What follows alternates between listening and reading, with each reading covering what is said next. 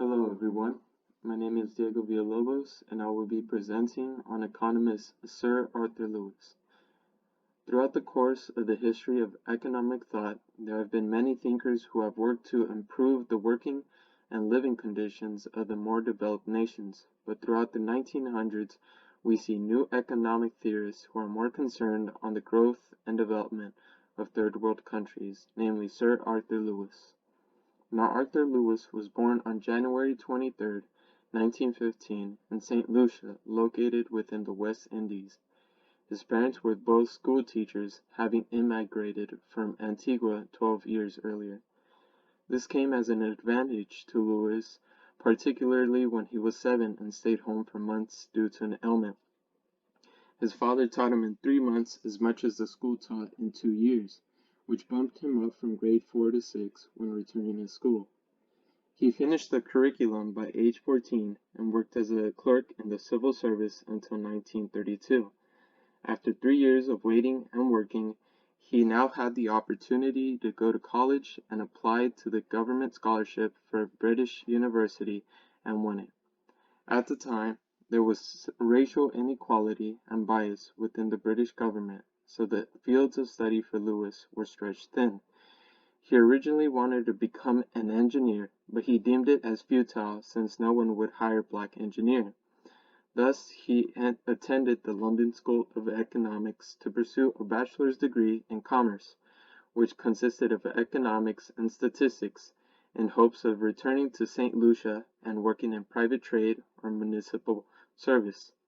He did well in the subject of economics, and when he graduated in 1937 with first-class honors, he earned a scholarship to pursue a PhD in industrial economics. And as a quick side note, industrial economics is the study of firms, industries, and markets, which gave him the foundation for his theories of economic development and growth later on. By 1938, he received a one-year teaching appointment at LSE, which was reputable at British universities. This eventually led to a 4-year teaching contract as an assistant lecturer in 1939.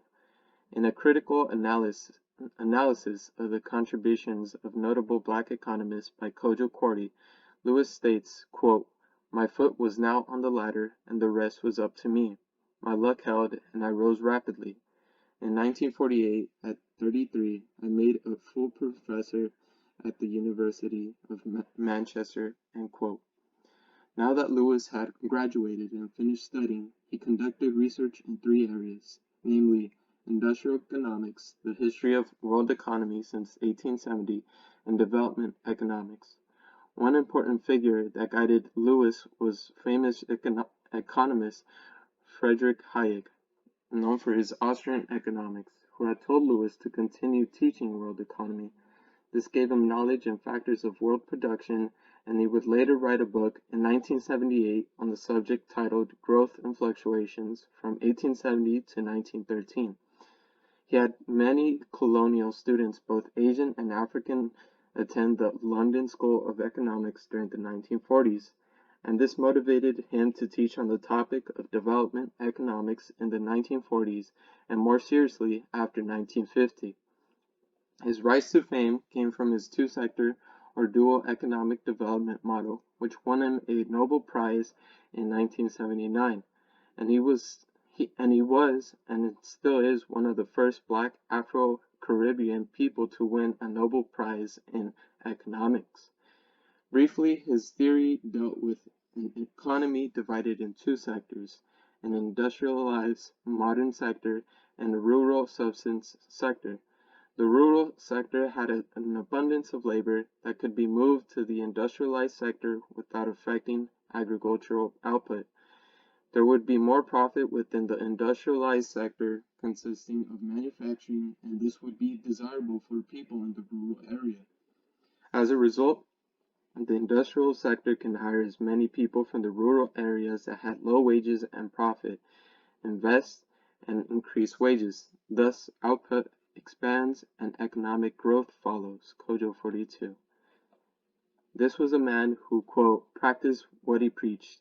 He saw development plans as a means of eradicating poverty in the developing world, end quote, Kojo 42.